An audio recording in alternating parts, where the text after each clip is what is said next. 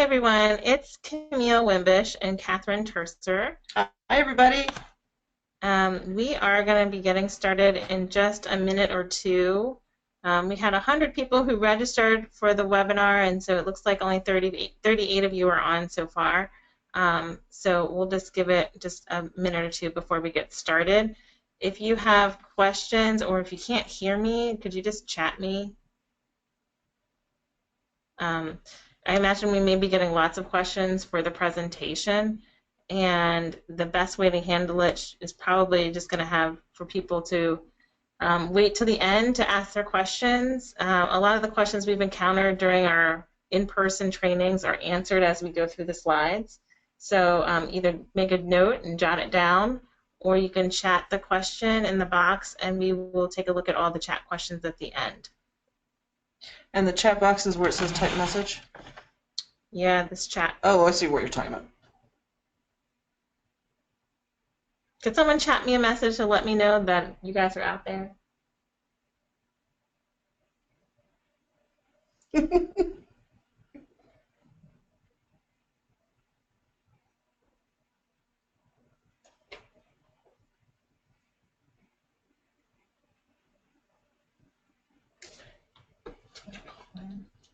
Oh, I can call in. Sure.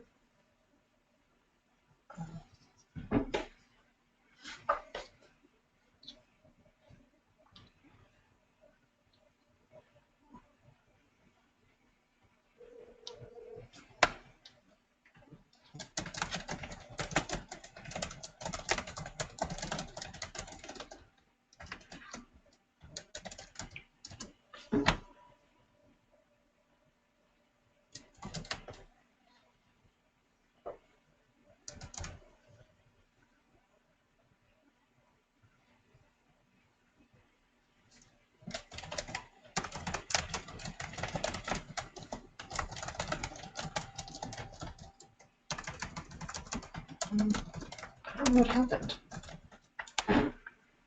Is anyone chatting you to say you're ready? No. Okay.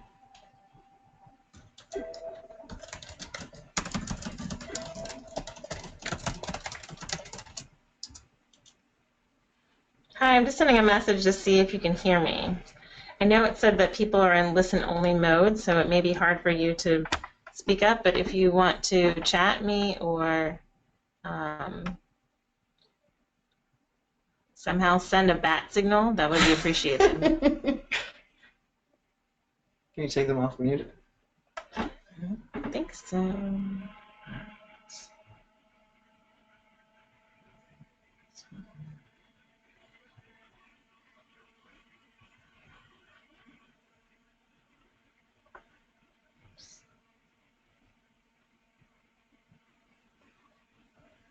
Yes, I can hear you. Great. Thank you for responding. Okay. And we've hit about 6:02. How many people do we actually have? This says, so it's hard for me to see this. It says the chat is kind of hidden. Tell people to look to the right of their screens for a little bar. And actually, I think I accidentally exited out of the chat button myself. So Okay. let me find it. Bear with me. I'm sorry. Someone says, I can hear you and I'm here. Great. Yeah, the question, I don't know why it shows, instead of as a chat, it showed up in the questions bar. So we're trying to find a way to make this bigger so we can see your questions. Oh, there we go. There, that's much better. Now, where did the chat button go?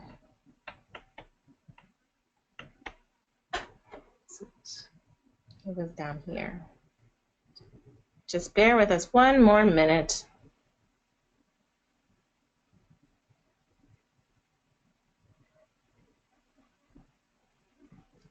There. All right. Okay, I think we've got it. Yeah, we've hit 6:03, so this is actually a good point. We want to be mindful of your time. Welcome, everybody. This is Catherine Terser from Common Cause Ohio, and I am here with Camille Wimbish, who's with Ohio Voice, or the Ohio Voter Rights Coalition.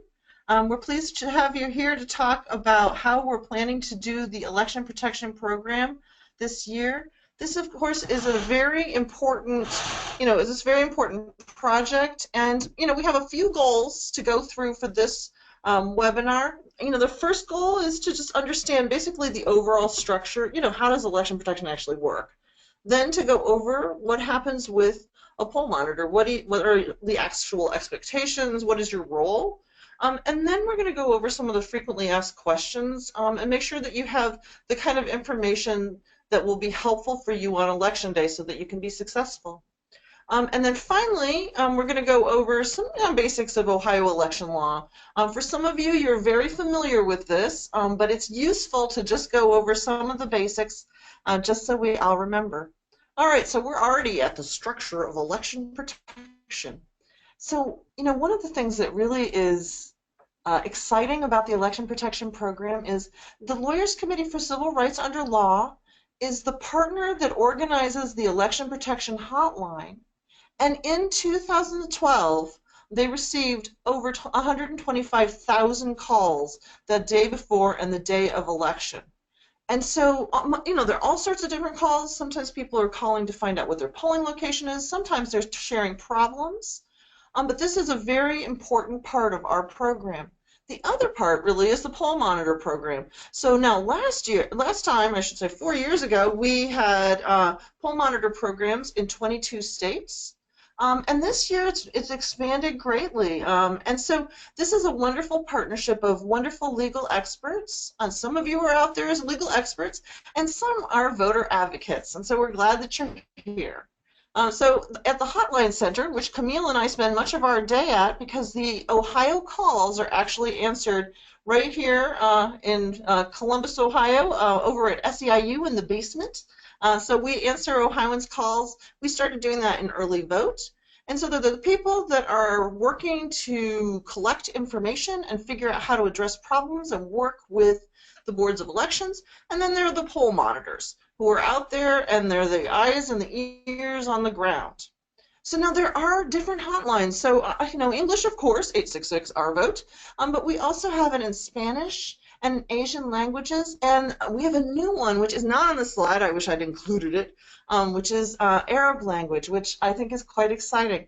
Now, we have programs. I mentioned the number of states that are doing this, but the other thing to think about is there are programs that are in major cities. This is the first year that we have folks that are doing some poll monitoring in rural areas. And so if you are out there in a rural area, thank you so much for joining us. This is an especially important year to actually have a poll monitoring program. Okay, so this is the part where we talk about what is it you do as a poll monitor. What do you do, Catherine? Please tell me. So I myself like to think about being a poll monitor as being somebody who welcomes people to the polls. One of the first things that you probably wondered about is, well, wait a second. You told me that I'm going to be a poll monitor. What about my assignments? So now for each of you, you will have a regional lead who will give you a specific location. You might say, well, how do you pick these locations? Generally speaking, they're places where they've had some problems, sometimes long lines, sometimes an overuse of provisional ballots. What are some other problems that you can think of, Camille? Just poll workers who've given out bad information routinely. We also pick precincts that may have polling places that have a large number of precincts that are voting inside them, and so just given the volume, we know that there will be large numbers of voters who may need assistance. We also pick polling places that are in predominantly African American communities or predominantly Spanish-speaking communities, and polling places where there are a high amount of low-income people, people who are young voters. All of these classes of voters tend to have more difficulty with voting. They may have difficulty with having ID. They may move more often and therefore need more assistance with provisional ballots or finding their correct polling location. So we've got a number of reasons and ways that we can help identify polling locations. And not to worry, we will get them to you after the webinar, so we will definitely have a place to send you. So I know that's usually people's top concern. Yes, Where am I going? Where are you going? I want to Yes. do this, but I need to know where I'm going. So we can work with you to identify where you should go. All right, so one of the things that it says here is arrive on time. For many of you, you've chosen to do a morning shift or a midday shift or an afternoon shift. Now, we tend to be pretty flexible about that. You know, if you're able to only put in a couple hours, we are so happy to have you, and we'll work with that. So, you know, don't ever feel like, oh, I can't do a full 4 hours or a full 3 hours. You know, we are happy to have you at the polls when you are available. The one thing I would say about when you first arrive, it's important to actually go in and tell the poll workers that you are out there and that you're a nonpartisan volunteer. So we do not have a food budget, but sometimes it's helpful to bring them some food, some donuts or some cookies, sometimes some coffee, whatever it is, just to say, hi, you know, I'm out here, I'm a nonpartisan volunteer, I'm going to be helping voters, and I'm also here if there's anything that you need or anything that you're worried about. And so they may say, you know, they may have questions or want information the same way a voter would. So letting them know that you're out there so that they understand that. So what does out there actually mean? So there's an area where there's a buffer between where voters are completely protected and the entrance to the polling location. And so generally it's marked with flags. Sometimes there's actually something on the ground. If you go to early vote, sometimes you'll notice there's all the way around. There'll be a circumference. And the biggest goal is to just say hi, and the job really is to interact with voters, make them feel comfortable, hand out the Know Your Rights cards, and to have them have a sense that this is a welcoming place that wants them to come and engage in the process. You know, on election day, you know, we are all in this democracy together, and this is a wonderful opportunity to assist voters and to actually pay attention and to report problems. So I think the first thing to think about is, well, what is it that, you know, how are you assisting? Well, of course, when I mentioned the Know Your Rights cards, these are things that you'll be handing out that explain a little bit about, well, what is voter identification? What are some frequently asked questions? A typical question that a voter might have is, I made a mistake. Well, you're actually, you know, you can have 2 more ballots, for example, if you've actually made a mistake.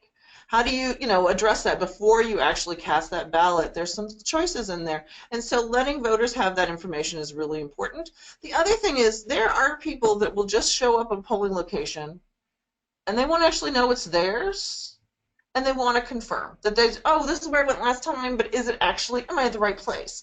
Because those things, of course, move around. All right, so I think, you know, I think the biggest tip of this is just to really ask people how they're doing. You know, tell them that you are here as a nonpartisan volunteer and that you really want to help them, and ask if they have any questions about voting. And sometimes they'll ask you questions. What do I need for ID? And engaging them in a conversation is a way to make them feel comfortable if they don't actually know something. You know, a lot of times if you just are very friendly, it's helpful for them to say, oh, yeah, you know what, I'll ask a question. I had that question, but I was kind of keeping it to myself, but I'm going to feel comfortable actually making the ask. Okay, now the next part isn't just, you know, it's funny, for any of you who are of a certain age like I am, you will know, you remember Julie McCoy, cruise director? From the Love Boat. So the Julie McCoy Cruise Director is a way to think about being a poll monitor. You're welcoming people to the polls and saying hello. The next part is to think about being the person who's there to identify problems and to try to figure out what to do. And so the most important thing to remember at the end of the day is call 866-R-VOTE if you don't know what to do. Call your local command person so that if you have a command center, if you are in a major area and you have a command center, a local contact, call them. Call 866-R-VOTE. But for non-urgent issues, you take the paper form and you fill it out. And at the end of the day, what you'll do is you'll scan it. So what are the kind of things that will end up on those forms? Camille, what do we put on those forms? Oh, gee, you may put on a form, you may say, these are the routine forms, like, Yes. hey, I helped a voter find their polling place. Check mark. Hey, I've helped a voter confirm their registration. You would just put a check mark. You wouldn't need to call us in the command center and let us know all the great deeds that you've done in helping voters.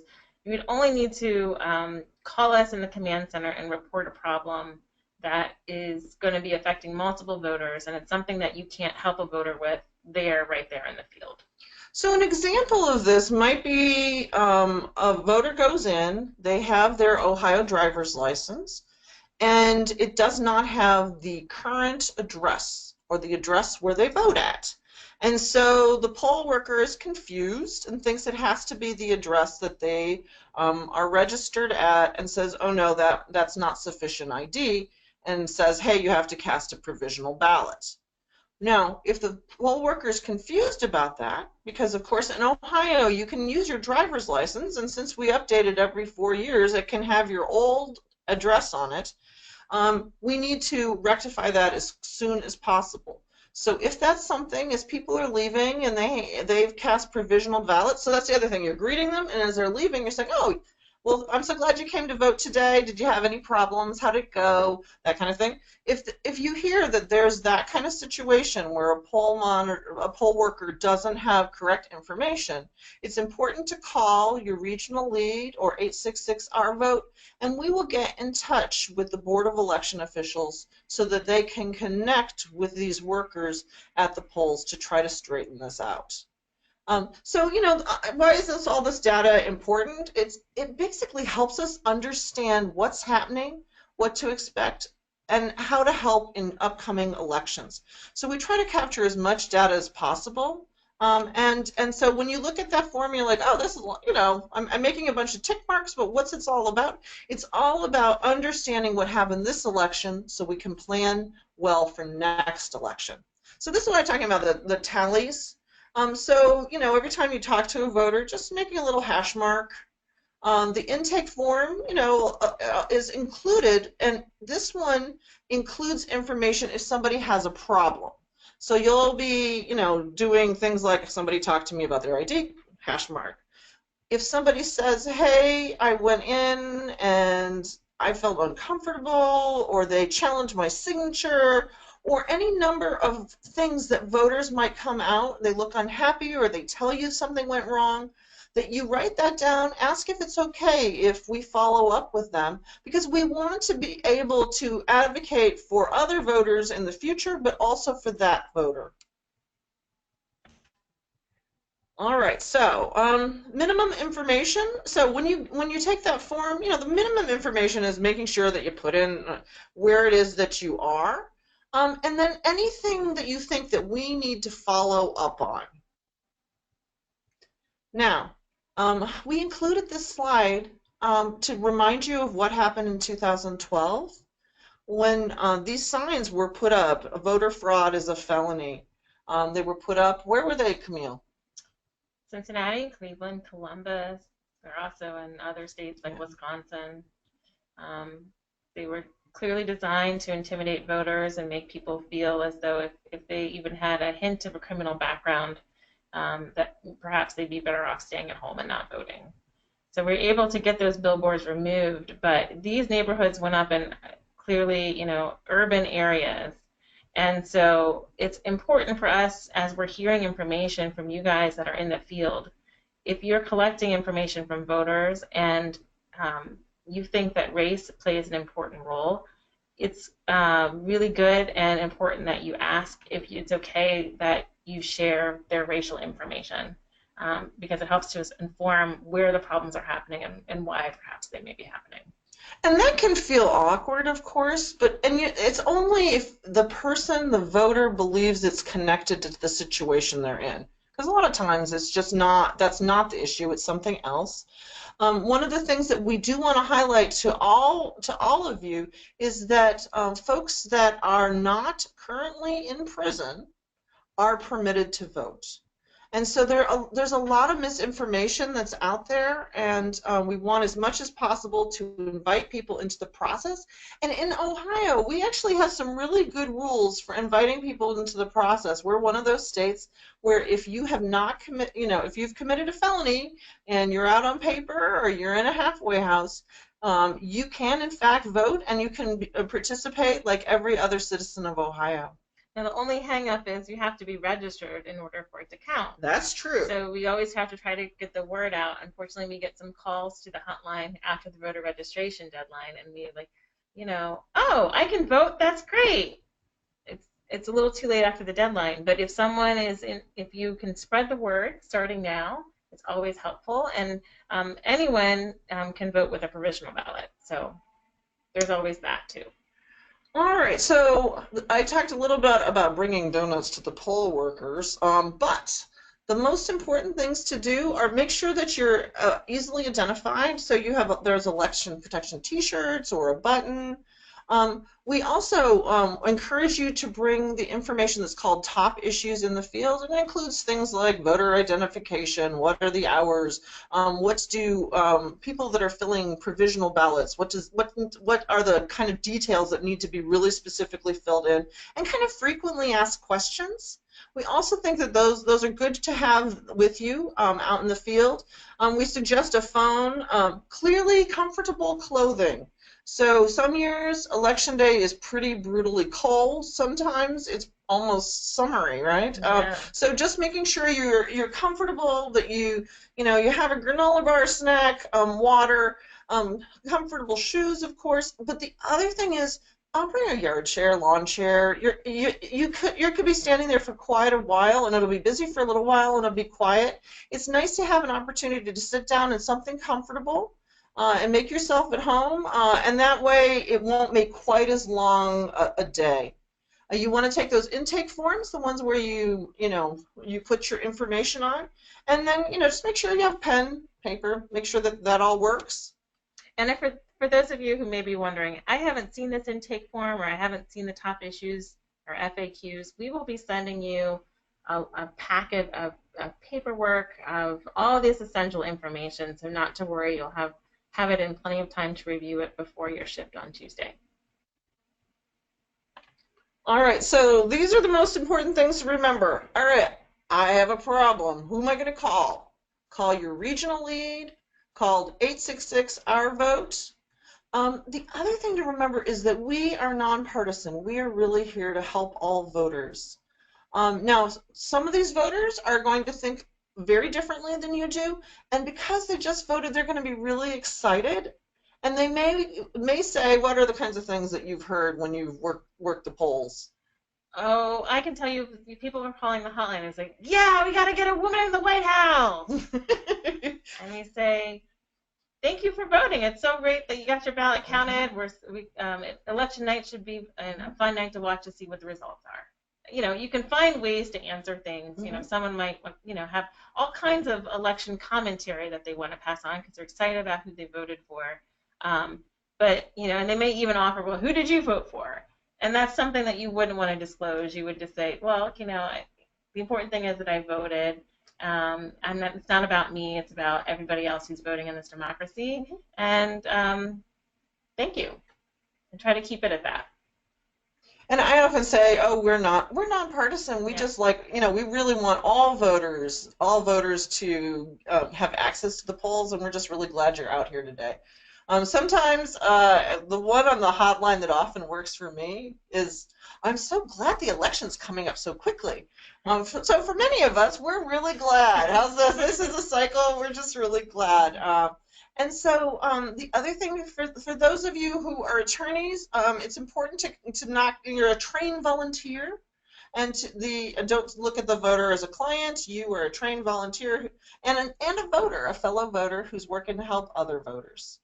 Also, the whole notion of being polite, this sounds really obvious, and yet one of the things that we worry about, I'm sure that you've heard things being said about rigged elections and all sorts of things about this election. It's been very, very contentious.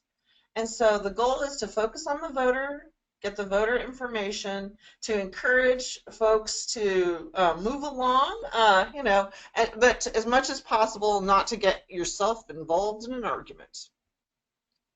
Okay, so we mentioned there were some resources. I think the top issues and the frequently asked questions are the most useful to understand election law. It's kind of typically asked questions. This site, this gettothepolls.com, is really good because all you need is someone's address to get them to the polls. This is particularly important this year. I'm sure that you heard that there were folks that are infrequent voters and that were removed from the polls inappropriately by our Secretary of State. These folks, in fact, have the right to cast a provisional ballot. They're not going to be somebody that you can look up and find them as registered voters. So what you do is you find their polling location based on their address and encourage them to go in. And every voter is given the chance of casting a provisional vote. These voters that have been inappropriately purged will cast a provisional vote also. And it's a way of getting them re-engaged in the system and moving on. And they can have moved since they were removed, if that makes sense. So no worries that way. So let's see, top resources. So it is very useful to have what we call our command center.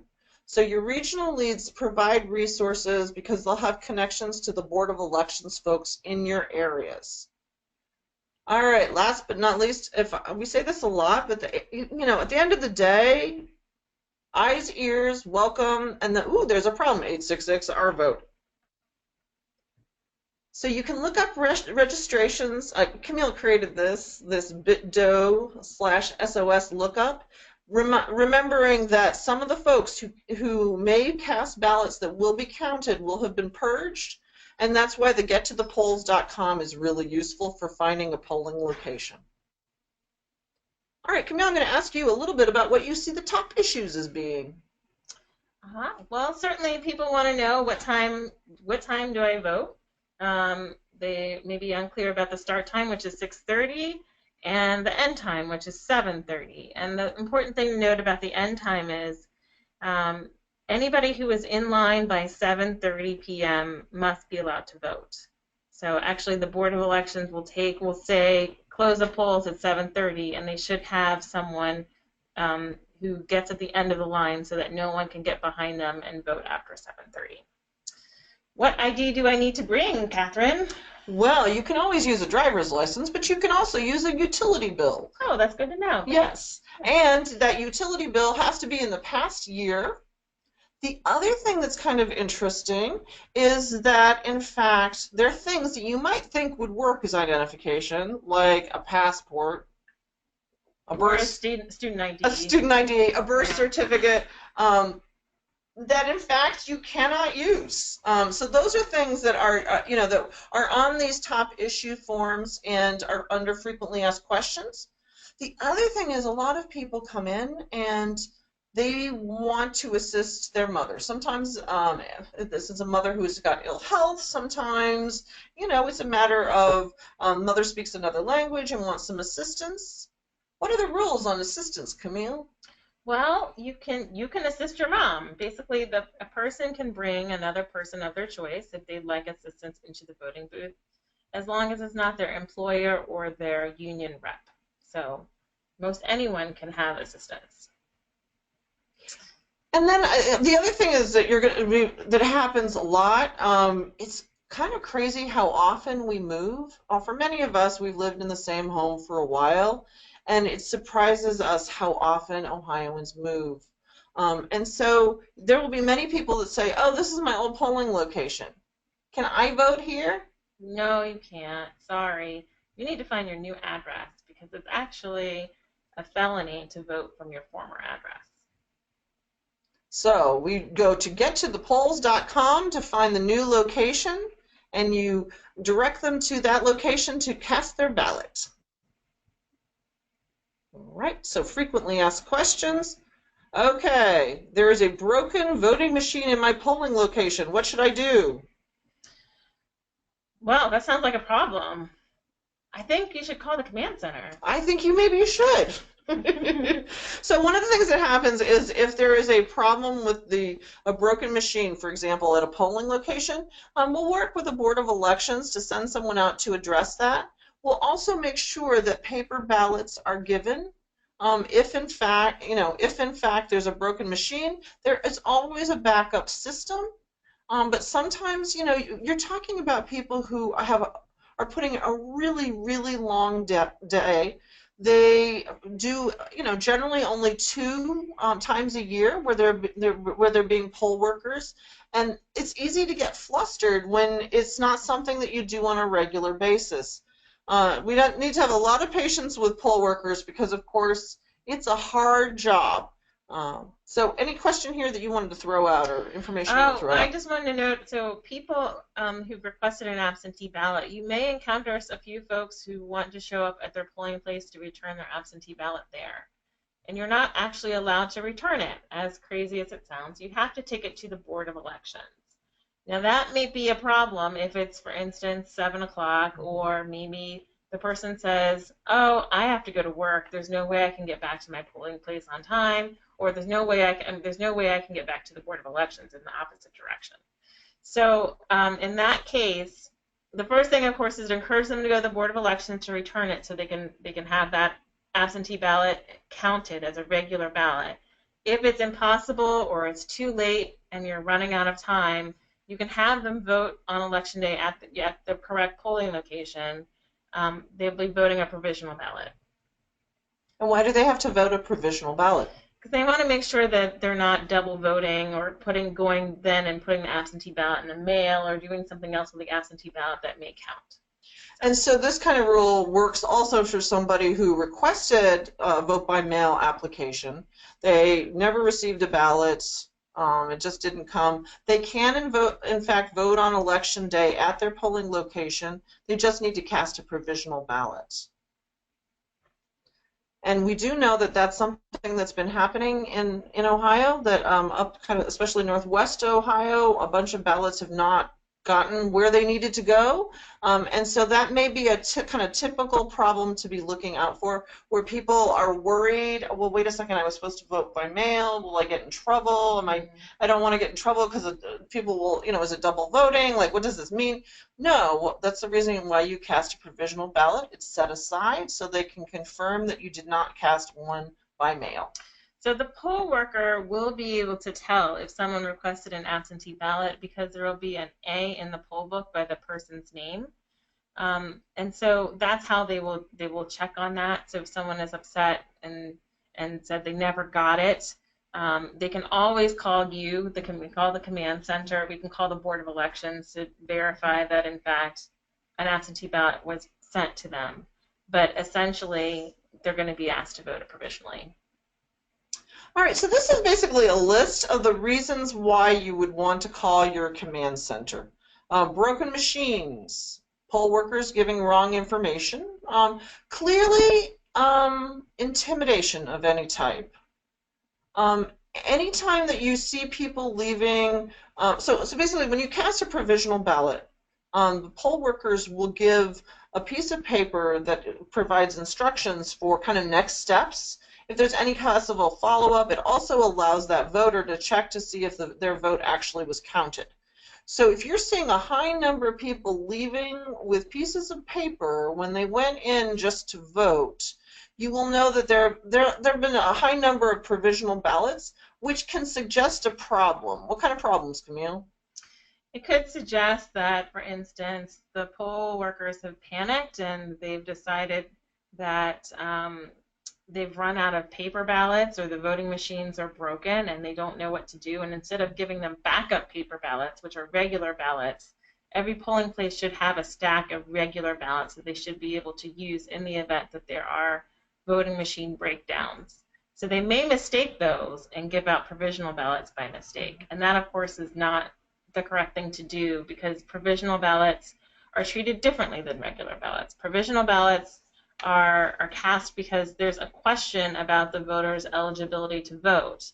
And so the Board of Elections will review those ballots, and they cannot start reviewing them until at least 11 days after the election. So those ballots will not count right on election day in the unofficial tally. So it's really important to try to limit the use of provisional ballots by poll workers when we can get to the bottom of it. And another instance I can think of is, again, we talked about it, a poll worker may say, no, you don't have acceptable ID, you don't have the right ID, and they would give out a provisional ballot. Sometimes poll workers can get confused and say, oh, you don't have a driver's license, and forget about the other list of ID that's accepted, and may just say, go vote provisionally. So one of the things to highlight, to be on the lookout for, especially you're there at the beginning of the day, is, oh, wait a second, they're not actually opening up at 6:30. What's going on? And this is something where you want to quickly call your regional command center, because this is a problem in which the Board of Elections needs to be alerted to. And a lot of times, the poll workers, they're running around, they're trying to get everything up. They've run into a problem, for example, with the machines, perhaps with the poll books, and they're running a little bit late, but the Board of Elections needs to know that so that they can bring extra assistance and get things going on time. Much like all of our lives, if you get behind a little bit at the beginning of the day, the rest of the day doesn't necessarily go that smoothly. Now, of course, having them close early is also a problem to be alert to, and this can happen, hey, you know what? Nobody's come for a little while. It takes a long time to shut all this stuff down. Can't we just shut down a machine or two, 3?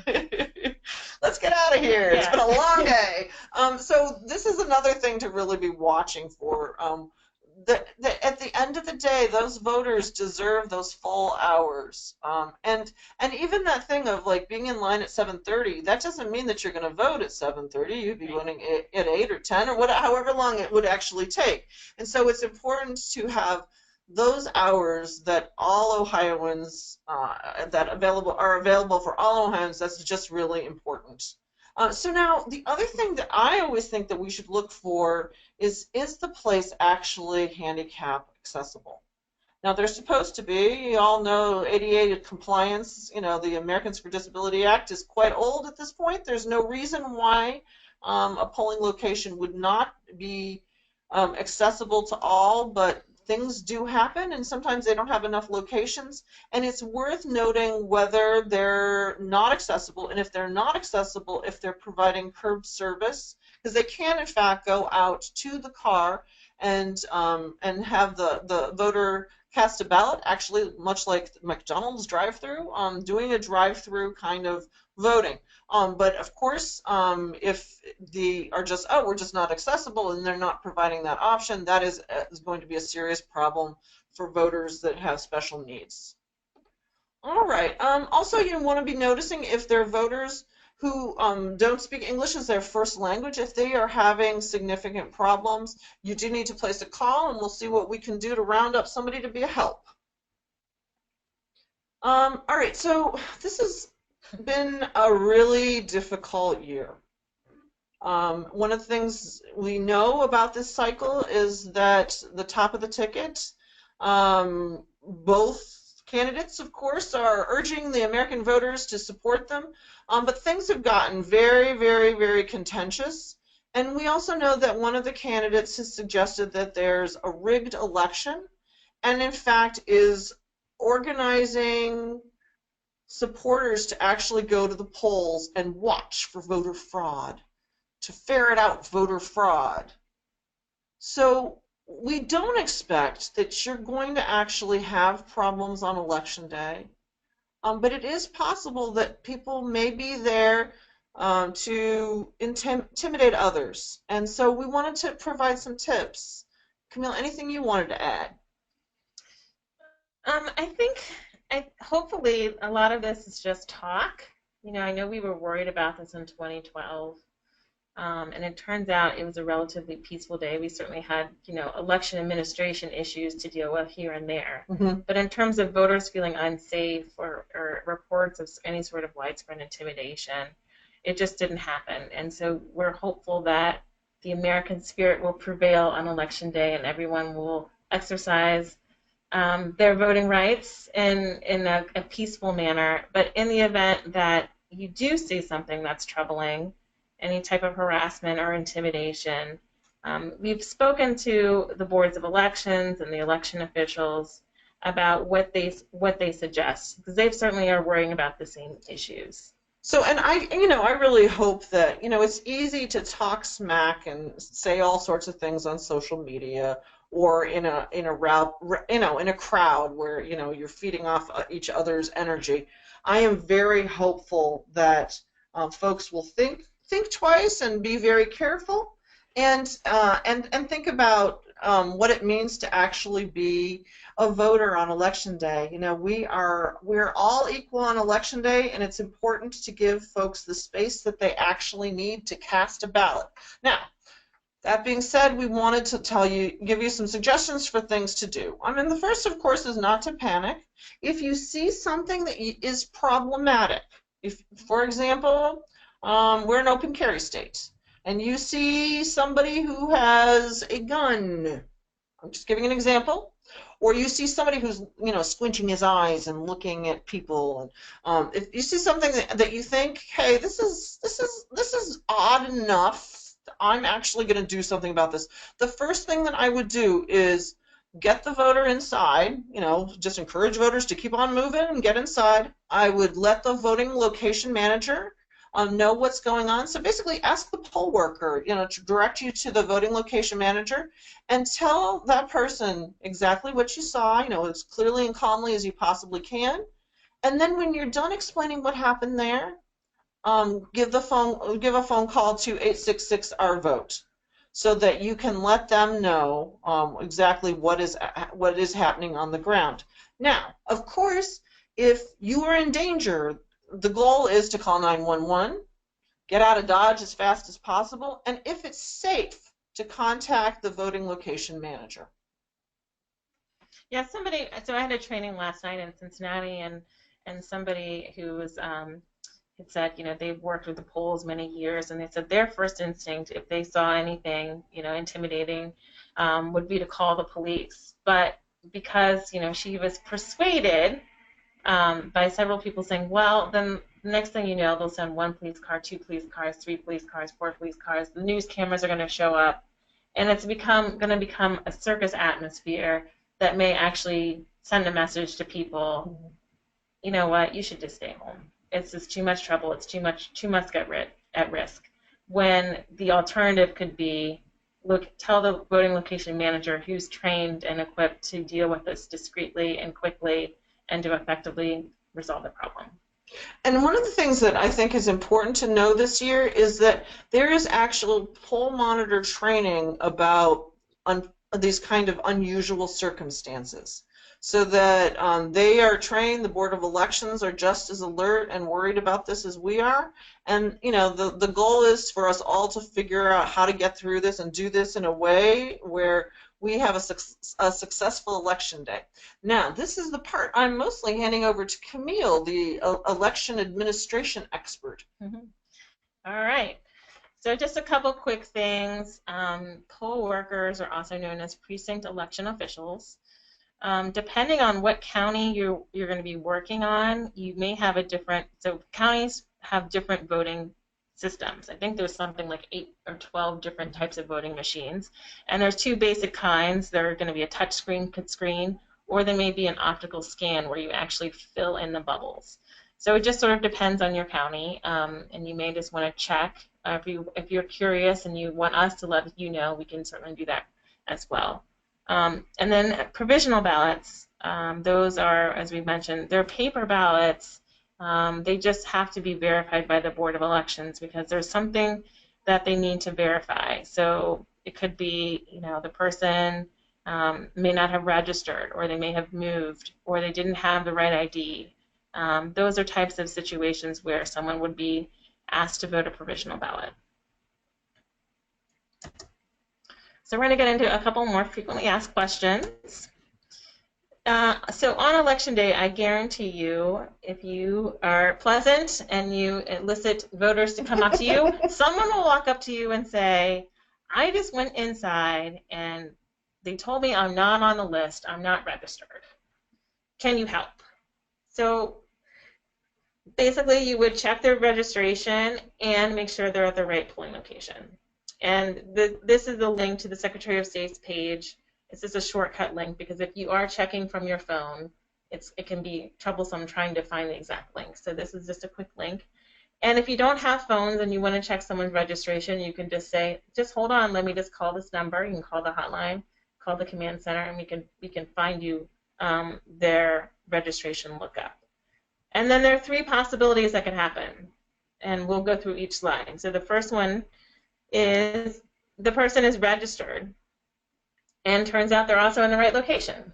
Yay! So you show your solar station. I don't know what's going on, but if you'd like me to go with you, we can go back inside the polling location, and we can show them this registration that I have on my phone, or we can, you can offer to talk to the polling location manager about, why this person's registration may not show up. They may not show up. It could be they just quickly overlook the person's name. That happens where you just miss it, or you may have misheard, the poll worker may have misheard the person's name and didn't find it. Maybe there's this glitch with their poll book, the electronic poll books. Some counties are going to be using electronic poll books, and back in Hamilton County in the last election, some of the poll books weren't working in the beginning of the day. And so they weren't able to find voters. And they actually, every polling place should have a backup paper poll book. So if you are in a situation where the same thing happens, you can request that they start using the paper poll book. That's what you would want to do, and the paper poll book should have them. Now, if for some reason they're still not on their paper poll book, maybe there's a page missing, who knows? That's something, again, you would call us in the command center, so we'd have a record of it, and we'd work to get it fixed with the Board of Elections. Okay, so the second possibility of someone, you look up their registration, turns out you see they're on the screen, that means they're registered, but you say, hey, is this your current address? And they say, oh, no, I moved, I don't live there anymore. So the key there is you can reassure them, don't worry, you can still vote. It doesn't mean you can't vote. You're registered to vote in Ohio, so you can vote here. We just need to figure out where your new polling location is. And we can do that really quickly by either looking them up on gettothepolls.com or by calling the hotline number, and we can find your polling location.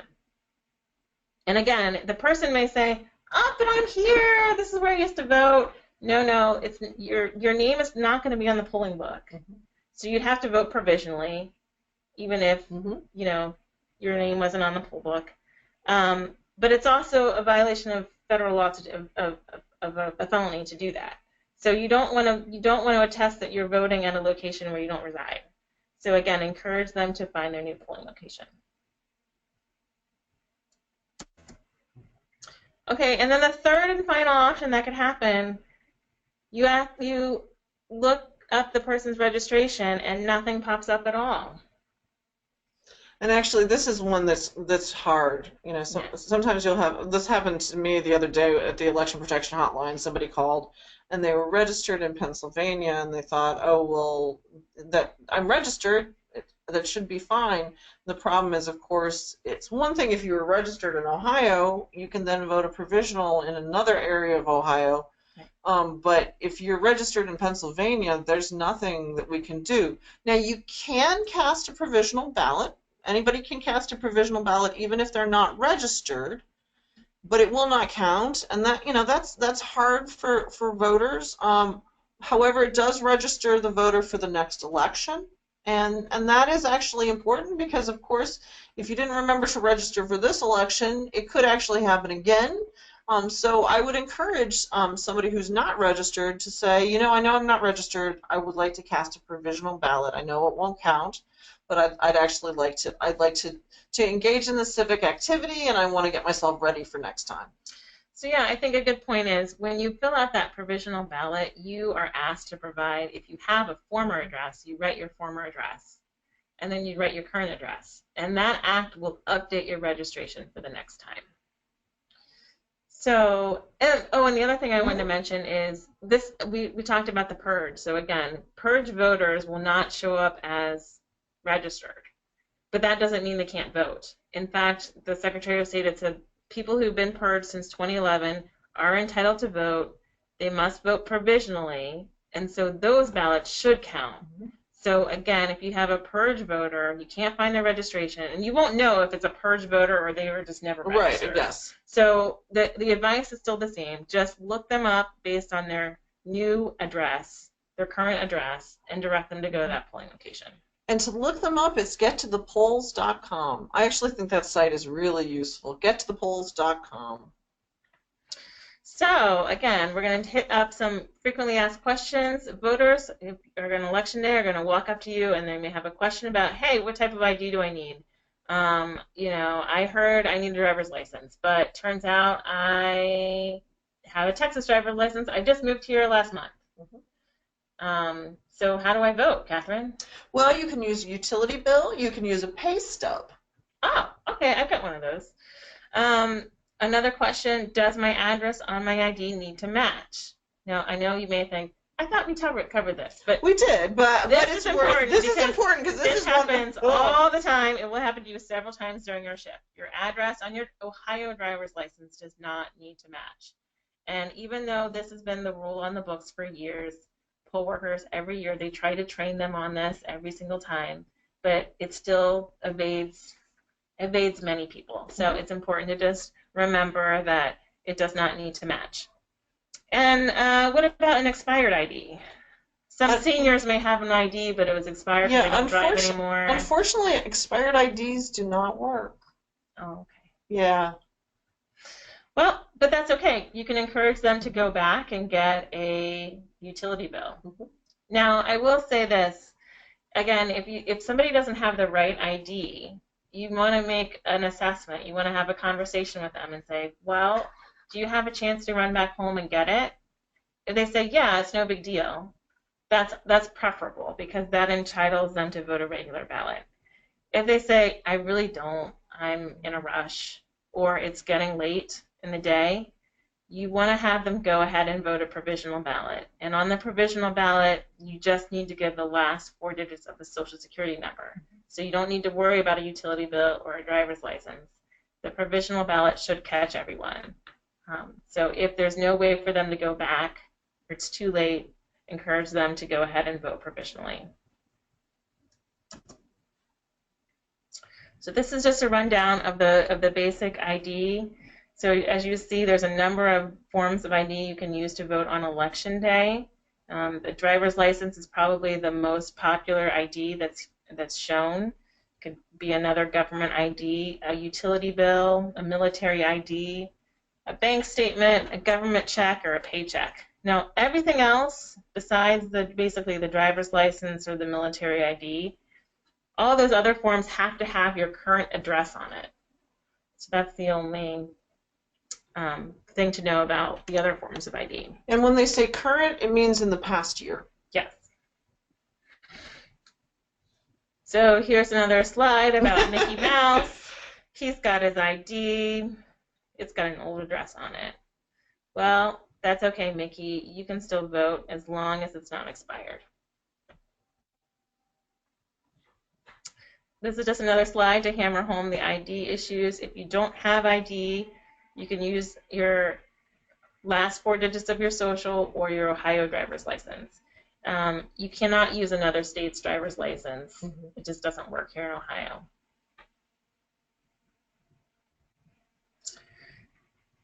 Another frequently asked question. I couldn't vote. The machines are broken. Sometimes if the machines are breaking down, and I will say the machines are very, very old, so it could be... That's so sad because they're very young compared to us. But, anytime a computer is more than 10 years old, of course they're liable to break and they're liable to have some problems. And so it would not be surprising at all. In fact, one of the things I've worried the most about for this cycle is in fact the voting machines, that we would have problems with the actual machines. So do not be surprised. Now, there is always supposed to be a backup paper ballot, not a provisional ballot, but a backup paper ballot that can be given to voters. The problem is sometimes the poll workers just forget. Yeah, they could be so panicked about the machines breaking down that they're not focusing on, let's just do this temporary solution. What they're supposed to do is they should contact the board, the board should send some technician to come fix the machines. In the meantime, if lines are forming, they can pass out paper ballots while they're waiting for the machines to be fixed. So if you're seeing lines forming, you can, have a voter take you inside the polls and say, hey, I know you're busy, things are crazy, I'm sure you've got help is on the way, just going to confirm that. But while our help is on the way, can you go and find the paper ballots, and maybe we can help get the line a little shorter that way. Questions about assistance. Again, I'm disabled, can I get help? Yes, if the voting location is not accessible, report it to the command center and make sure that curbside voting is being offered. My mom doesn't actually speak English. Can I actually help her, please? Sure, you can help her. You can just go in and talk to the poll worker and let her know that your mom needs assistance. And it should be no issue. If she does have an issue with it, you can come back out and we can talk her through it or call the Board of Elections and allow that to go through. And the other thing is, if you do not have somebody with you, the poll workers will in fact help you. They generally do it as a Noah's Ark style, with a Democrat and a Republican providing assistance. So some common questions about electioneering. So Catherine mentioned there's a buffer zone. There's an election-free zone 100 feet from the polling place. Anybody outside that 100 feet mark with the flags is allowed to pass out whatever it is that they want to pass out. So it's very common that Democrats or Republicans... Do you want my slate card, Camille? No, thanks. I already made my decision, Catherine. But there will be all kinds of campaigning going on, most likely at your polling locations. Some people get antsy about that and don't like it. Well, it's just one day. Those are the rules. And I've often used this is the free speech zone. Yeah. That here you have you have your the voting buffer, so that you have a space there where you can think about going in to vote, and you have space to think. But there's an area out here that's the free speech zone where we all have an opportunity to support the candidate of our choice. Now, I will say sometimes you may encounter, you may have a polling location, say a church, and the church says, we don't allow yard signs on our property. This is private property. Wow. What happens then? Call the command center. You could offer to try to talk to the voting location manager, or you can call the command center if that doesn't work. It's election day, and even if it is private property, for that day you've opened it up for voting, and that means opening up for regular campaigning, which includes yard signs outside the flags. So, Camille, can I wear this political button of my candidate of my choice into the polling location? Well, you know what? You can wear your button over here in this free speech zone, but if you decide to go inside, we're going to have you take the button off. Can I wear my election protection t-shirt into the polling location? Yes, absolutely. The next Election Protection is a nonpartisan organization. It's not advocating for any candidate or campaign, so it's not really campaigning or electioneering. So that should be perfectly fine to go into the polling location. You don't need to worry about covering that up. Now, if you do have your I love Trump, I love Hillary, I love whoever shirt. I'm all about the auditor myself. If you have your I love the auditor shirt, or so a voter has that, most likely the poll workers will tell them. You can give them the heads up and say, hey, just so you know, they're probably going to ask you to take that off before you go in there. If you can find a sweatshirt or a sweater, turn it inside out, that will probably be flagged. So. And you might be really careful, because they might think it's because you don't like the candidate they're wearing, and you can say, oh, it's for all of us. We can't, we can't wear electioneering outfits. We can't support candidates inside. It's this free space for voting. It's devoted to voting. Oh, and one other piece. So sometimes people wonder about their sample ballot lit. Oh yeah. You can take that into the polling place to help you vote. Even though it is in the buffer zone, your political lit to help you vote is totally okay to bring inside. So the other thing I think is important is when we think about poll monitors, it's how do you actually watch the polls? Well, really, what you're doing is you're engaging with voters, you're assisting with voters, and trying to understand what's going on. But we do have poll monitors staying outside of the polling boundaries. So as a poll monitor, we're in that free speech zone, a little bit of a distance, so the voters, in fact, have space to think through what they're doing in their voting. So you would be looking for these flags to suggest, oh, hey, here are some flags. I can't go past this. And that's the other thing, is to watch and make sure that other folks that are handing out slate cards or whatever are not getting into the voting zone. I had a situation in 2012 where somebody with basically a picture of a fetus was going in and out of the voting zone, and just really said, it's really important to stay out here. Talk to the location manager, the poll workers, to say, hey, this is going on, and they were able to talk to him, and he was really respectful after that.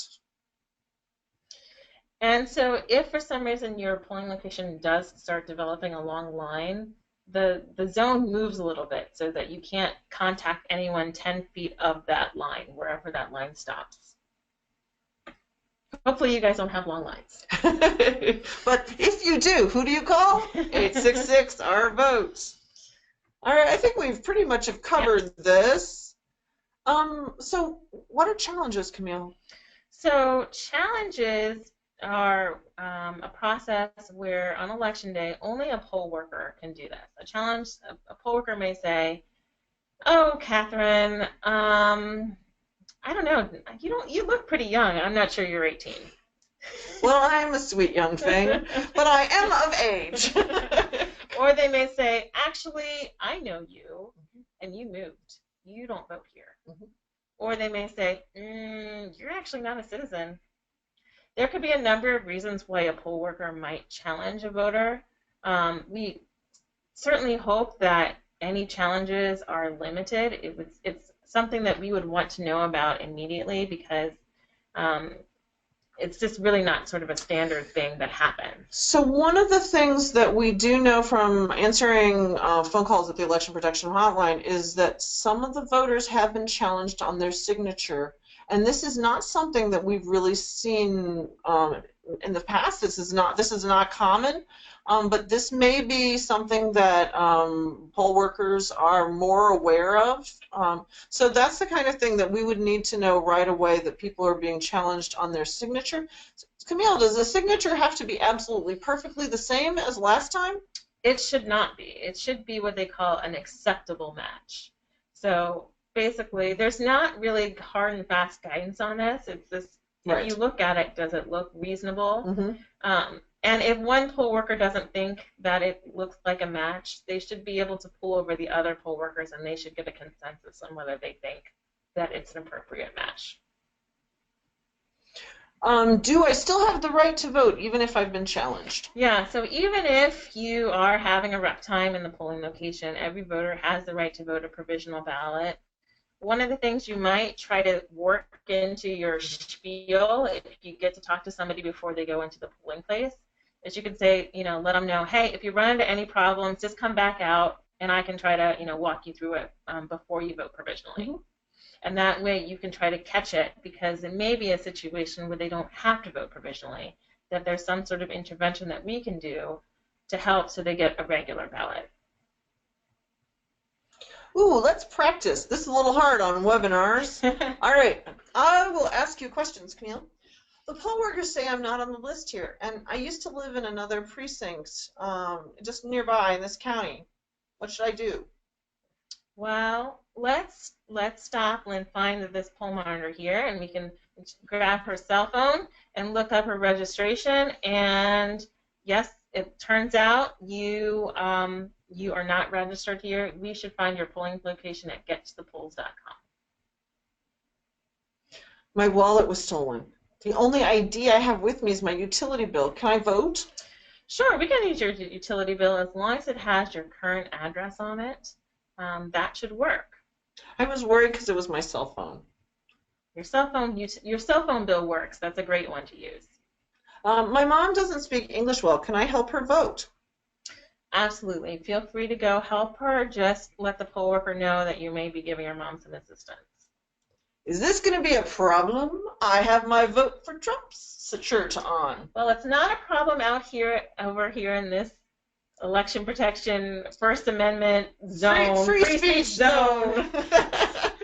But if you are going to go inside to vote, you were going to have to take it off or turn it inside down or put a sweater over it. What about my hat? So, I think we should also probably take that hat off too. So now for some of you, you are not just thinking about being a poll monitor on election day, you're also thinking about being an election observer. So this is actually, I think, fairly sad.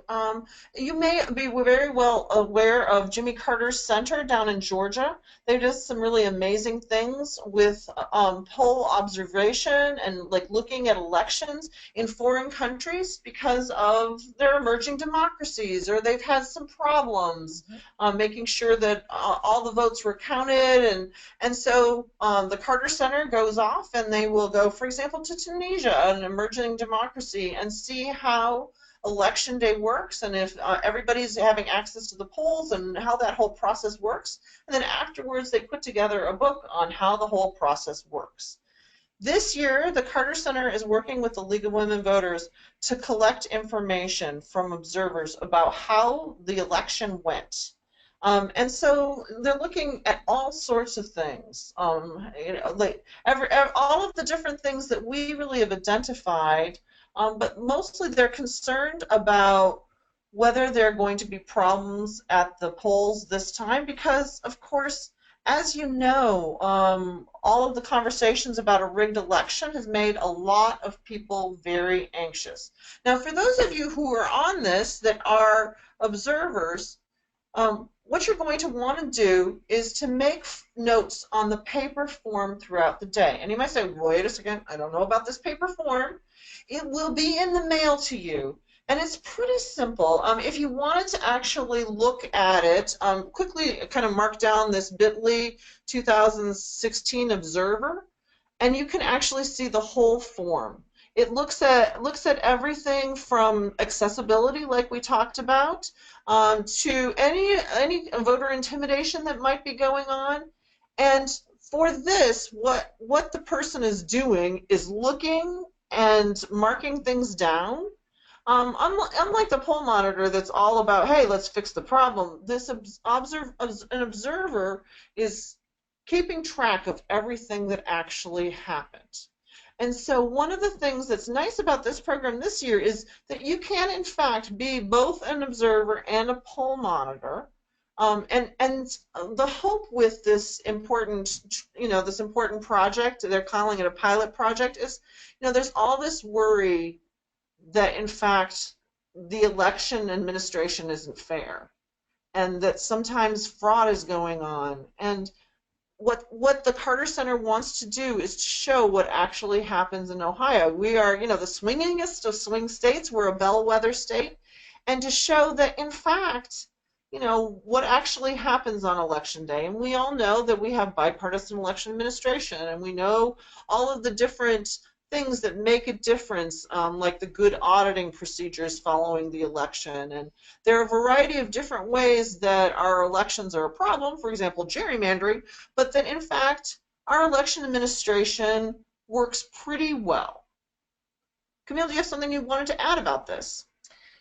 Just again, that only one form is going to be submitted per location. So if you are pairing up with someone, that's okay. You just need to submit the one form.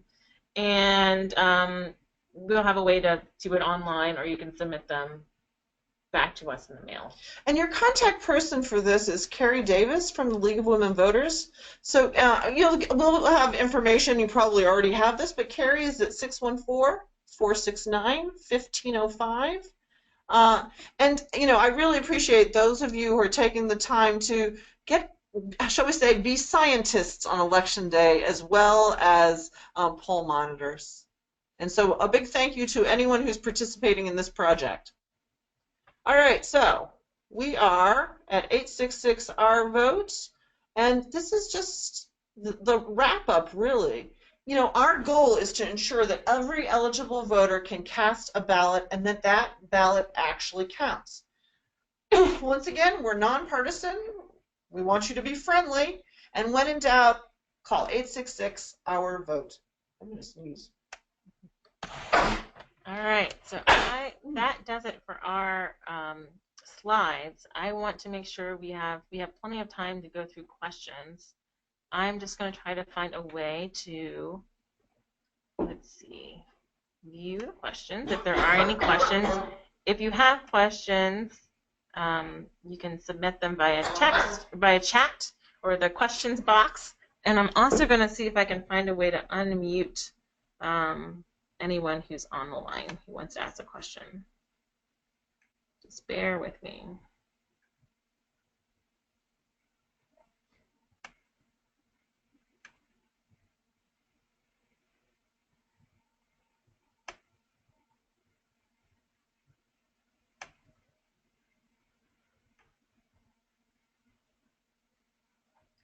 So what kind of questions have you got? Okay, so opening the questions. Thanks everybody for your patience. So the first question I'm seeing, if a poll worker asks whether they are with an organization, what do you say? You can say you're a nonpartisan volunteer with election protection. I'm still not sure where out there is in reference to the polls. So hopefully we clear this up. The out there is outside of the flags, outside of the 100-foot line where the free speech zone is. That's where you would be standing. Now, if a voter has a question and would like assistance and would like you to take them into the polls to help resolve an issue with a poll worker, they can invite you to do so to go into the polling place. And Darcy says she remembers Julie McCoy. Hey, Darcy. Is there an operational definition of voter intimidation? So Catherine had a funny thing that she said at our training. You said, "Oh, it's like porn." Yeah, it's like porn. You know it when you see it. Yeah. So it's difficult because, of course, you as a poll monitor are out there saying hello and greeting voters, and so you could be another person who's just standing there and handing out information, and it shouldn't be intimidating.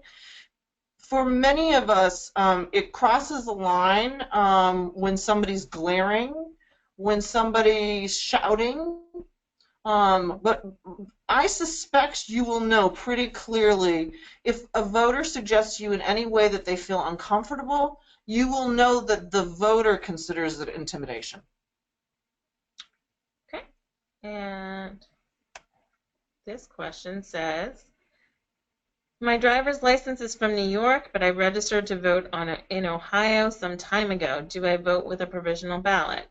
So this happens a lot with students who are, here, for instance, at Ohio State, and they are just here for 4 years, but they have plans to go back home, or their car is registered back home. They don't need to update their driver's license to Ohio in order to vote here in Ohio. You would just urge them to then use another form of ID, like a utility bill or a cell phone bill or a paycheck, government ID, that kind of thing. So one of the things that is nice, the universities in many cases in Ohio are giving zero balance utility bills for kids that live in the dorms, and that will function as ID. Yeah. And also we've been encouraging people heavily to use the early voting, in-person early voting, where you don't have that issue. You can vote with the last four of your social and you'll get a regular ballot. So the ID is easier if you vote early. And there's still time to do that before now and Monday. This is Deborah want to know. If someone has moved, they won't be on the rolls at the new polling station. Will they need a provisional ballot? So yes, Deborah, if someone's moved and they haven't updated their registration in time, they should find their new polling location. They'd fill out a provisional ballot and a change of address form that's in that provisional ballot, and that will update their address for the next election, and assuming all the information is correct on the envelope, it will count.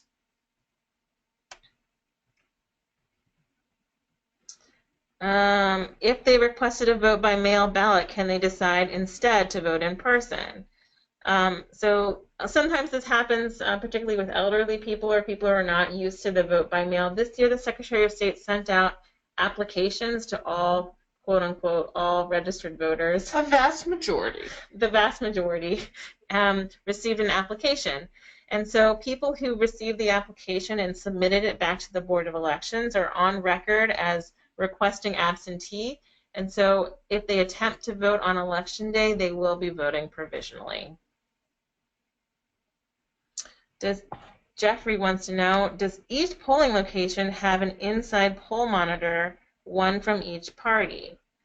So that's a great question. So inside the polling locations, many of them, particularly in urban counties, will have what they call observers. And those are credentialed volunteers who are there by a party, a political party or a campaign to observe. And those people can only literally watch. They cannot interact with voters. They can politely and discreetly pull a poll worker aside and whisper in their ear if there's something that they're concerned about. But they cannot actually, if a voter is having an issue right there in front of them, they can only observe. They cannot help that voter.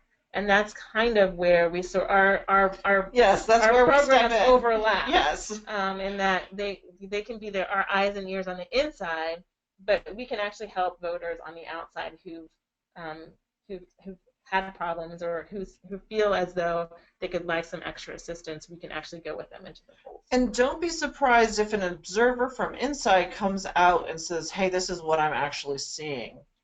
Yes. I'm hoping you'll do something about it. Question from Andres. Can voters legally bring firearms into the voting location? So I think that. So this is so we are an open carry state. However, most locations actually have prohibitions. So like if you're a church or you're a school, there are rules against firearms. So that's actually one of the things that's good. But for example, there's a polling location, for example, at there's a golf course nearby. I noticed that. Yeah, or a union. One of the things that'll happen is if they put on the door that no guns are permitted, that is a prohibition, and they are not permitted. Period. So I think in most cases inside, guns are not permitted. So is someone displaying a gun enough to report to the voter location manager? I would, if you saw a gun, I think that's something that it's smart to report that to the voting location manager. It's better to know that. It's certainly something that the voting location manager can then decide how to escalate it and who is going to get involved in that point. He may be able to politely ask them to leave or to go, to take it back into their car. But that's not something that we would want you to actually intervene with. You would just want to talk to the voting location manager, I think. And I think for many of us, just seeing somebody having a gun would be anxiety-provoking. And so letting that location manager know what's going on is really important. Darcy says, I don't have a smartphone, only a dumb cell phone that merely makes phone calls. Can I still be useful? Absolutely. You can be useful by being our eyes and ears and calling into the hotline, and we will be able to assist you. It would be just as any other voter who's calling the hotline with a voter question. You're just there instantly being like, 1 second, this is only going to take 1 minute to find, and we can get you on your way. So absolutely, Darcy, don't worry about that. Do out-of-state IDs work? No, out-of-state IDs do not work as identification. Right. I've lost sound. Are you still speaking, dear Lord? I hope that's not the next one. That's not a problem. If a person has moved to another address within the past year, is a valid Ohio driver's license with the old address acceptable? Doesn't the voter have to vote at the precinct corresponding to her current address? Yes and yes. So if you've moved within the last year or the last 3 years and you still have your old driver's license, that's fine as long as the driver's license is not expired. And you would find the voters precinct according to where they now live. Yeah, your polling location is based on your current address, but your old Ohio driver's license is perfectly, the address is perfectly fine. A wrong address is perfectly fine. Will there be a link for the slide deck? Yes, we will send out the slide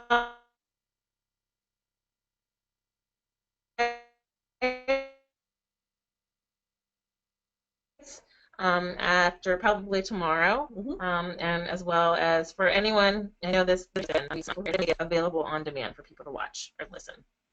So will we be stationed outside the perimeter or inside? We will be outside the perimeter. However, if a voter asks for help, you can accompany the voter in. Also, at the beginning of the day, you want to go inside and tell the poll workers that you're actually out there, just in case they need any assistance. And also, it makes them feel more comfortable about who's outside. How is the 100-foot zone defined? Is it 100 feet from the entrance, or is there a 100-foot circle around the entire location? It is a semicircle.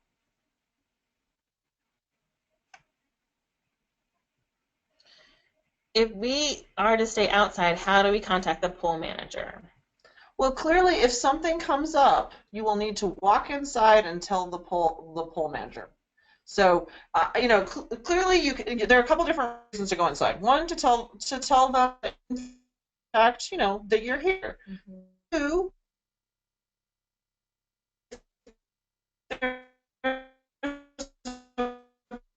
problem outside, it's worth going inside and telling the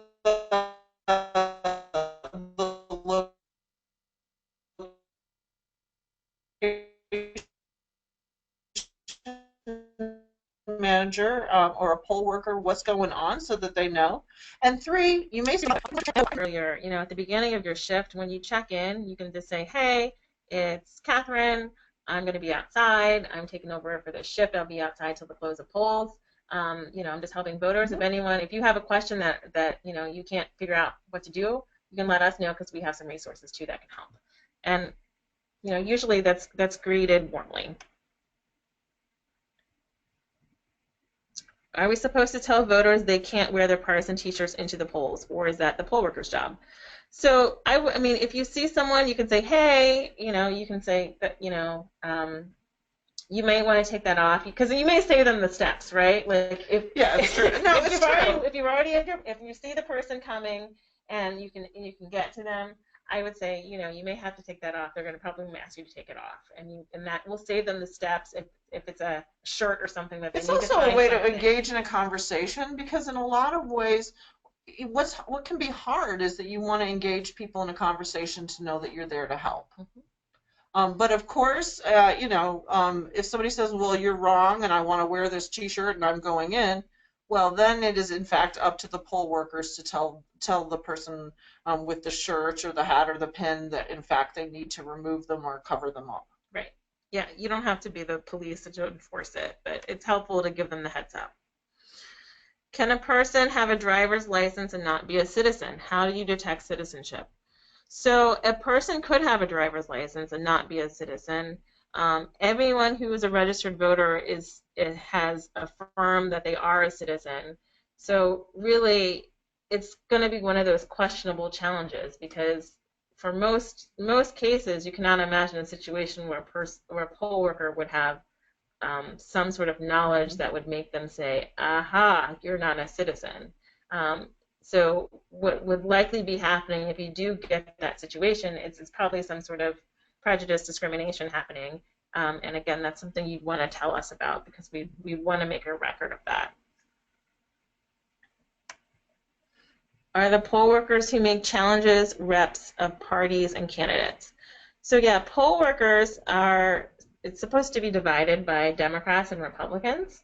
So so you could get a situation where two poll workers are challenging, and then two other poll workers say no. For instance, the signature match, that's a fine signature, and two other ones say nope, it's not an exact match, and they'd have to sort that out between themselves, and they'd have to sort out that challenge. And again, in that situation, if they couldn't reconcile it, then that person could at the very least vote a provisional ballot. You guys are doing great with this webinar. Very entertaining. Thank you, Darcy. Okay. Back in 2008, partisan poll monitors had to be lawyers. Are we allowed in the polling place? Are those still allowed? So again, you can only be in the polling place if you have been invited as a poll monitor.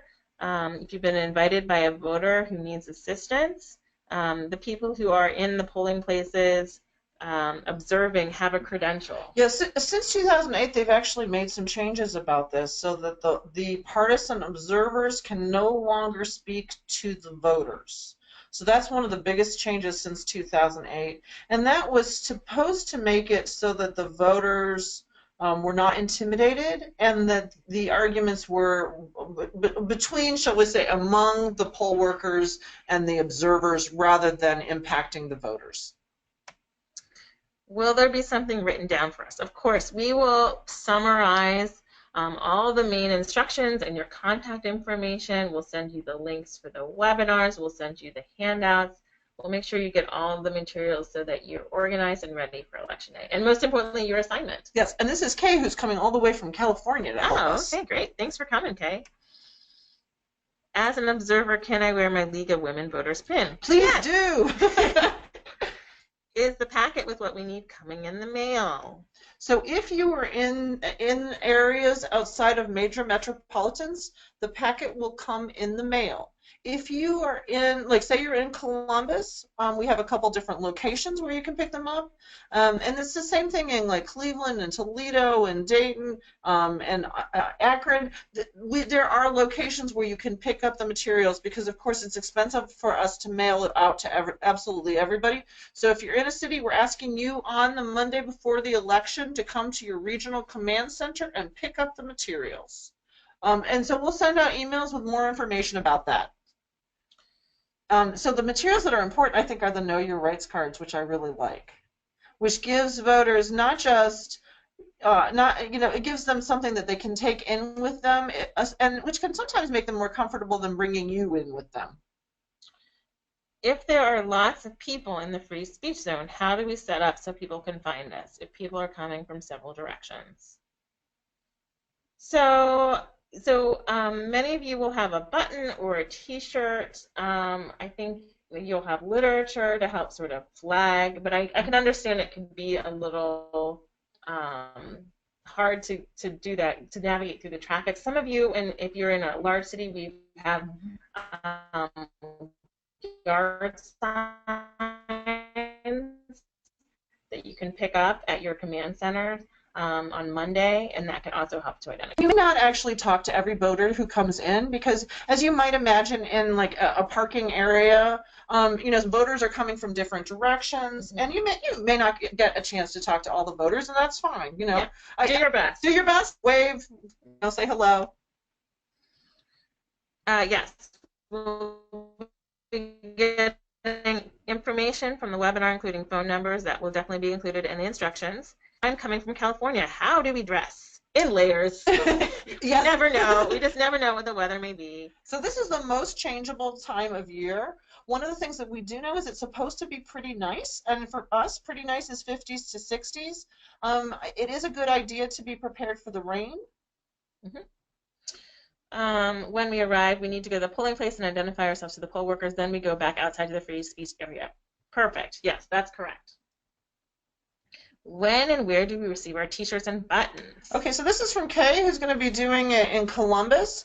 So you will come to SEIU, which is on Dublin Road, or you'll come to our office, which is downtown in Columbus, and pick up this material. So here's a good one. Can people take ballot selfies?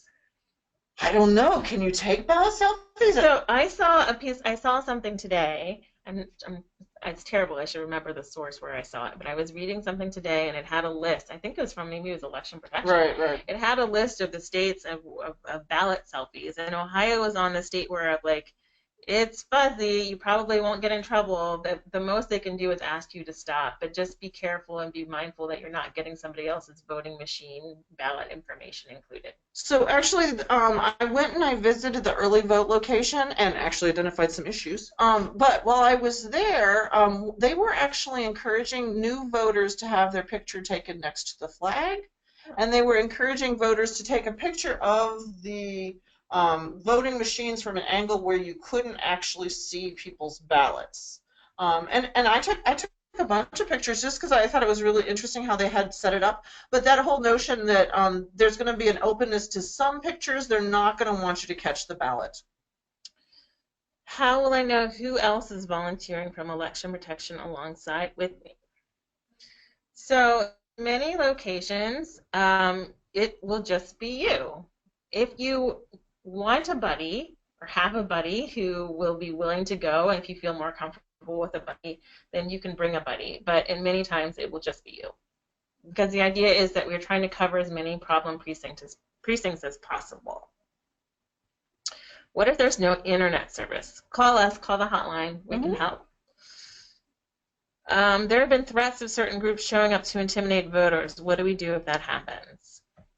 So this goes back to my recommendation to, if you are concerned, if there are a bunch of angry-looking people looking menacingly at voters, or making statements or shouting or doing anything that you think is at all problematic, go inside, ask for the location manager, tell the location manager what it is that you saw.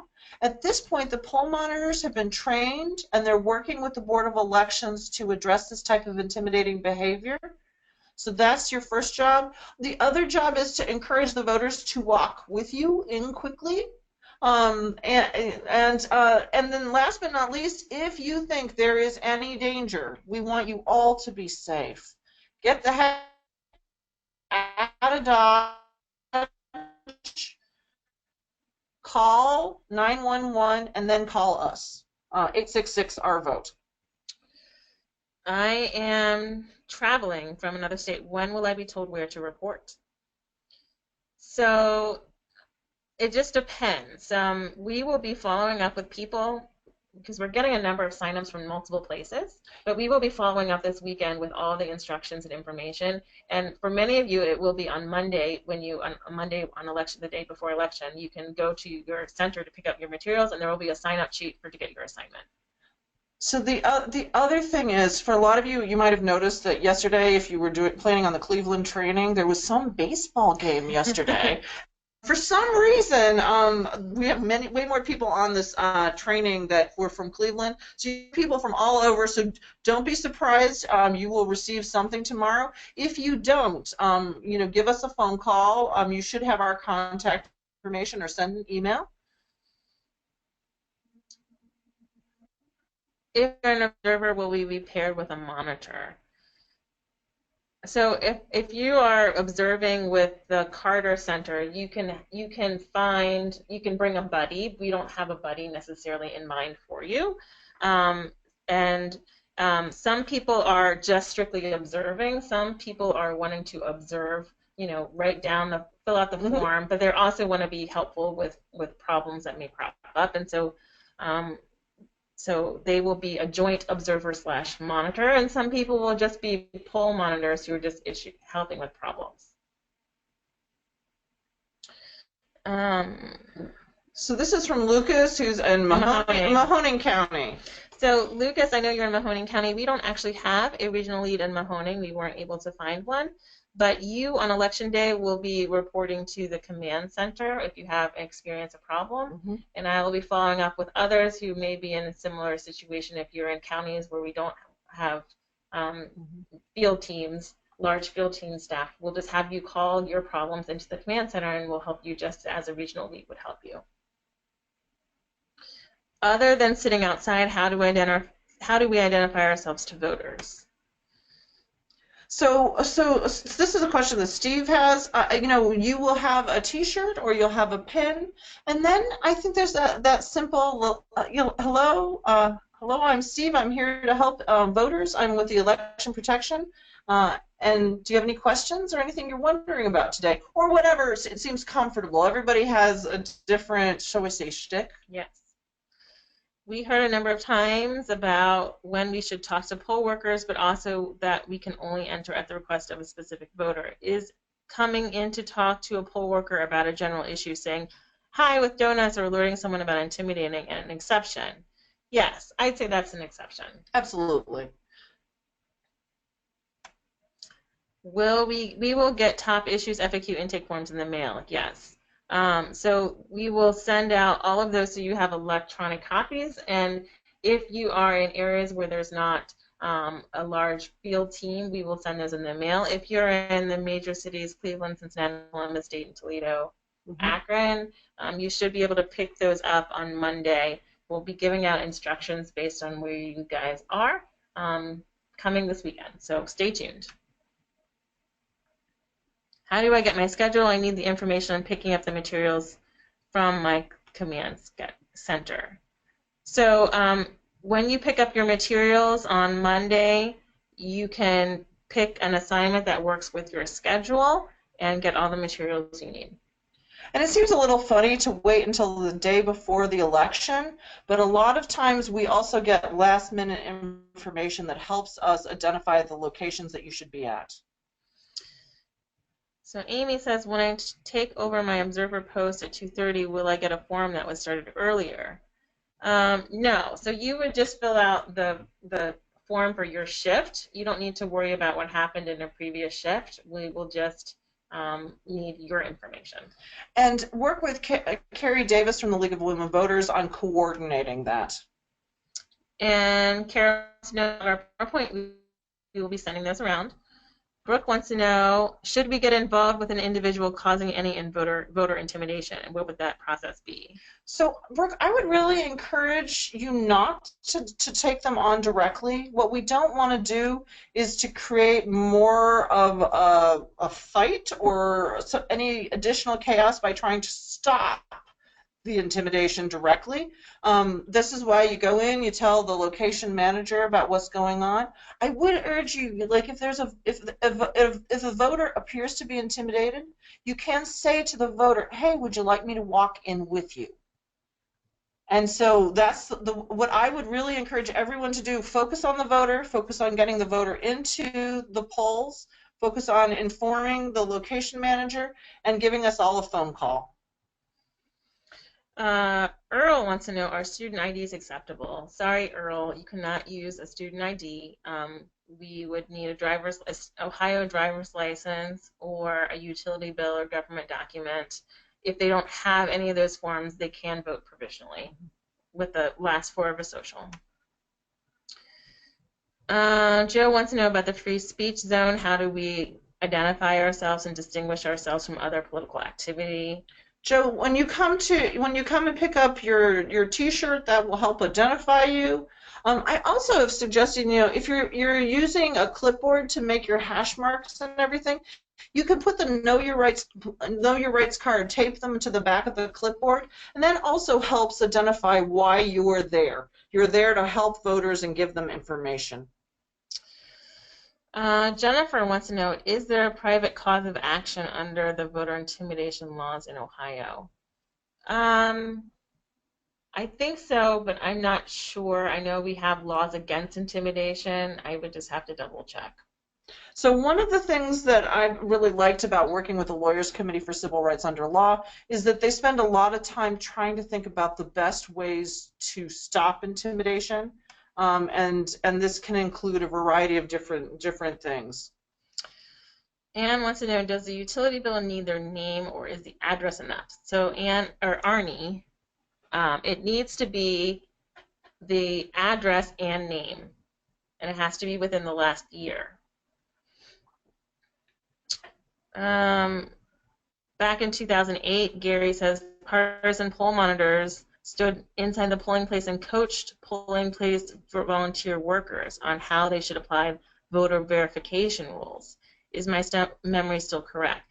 No. So as Catherine said, the observers inside the polling location can't actually speak or interact with voters. They could discreetly and sort of, if it's not going to interrupt voting, pull a poll worker aside and a poll working location manager and say, hey, I don't think this is actually quite right. And they can step in that way, but they can't, if a voter is having a dialogue with a poll worker, they can't just come over to the table and say, actually, no, here's what you do, if that makes sense.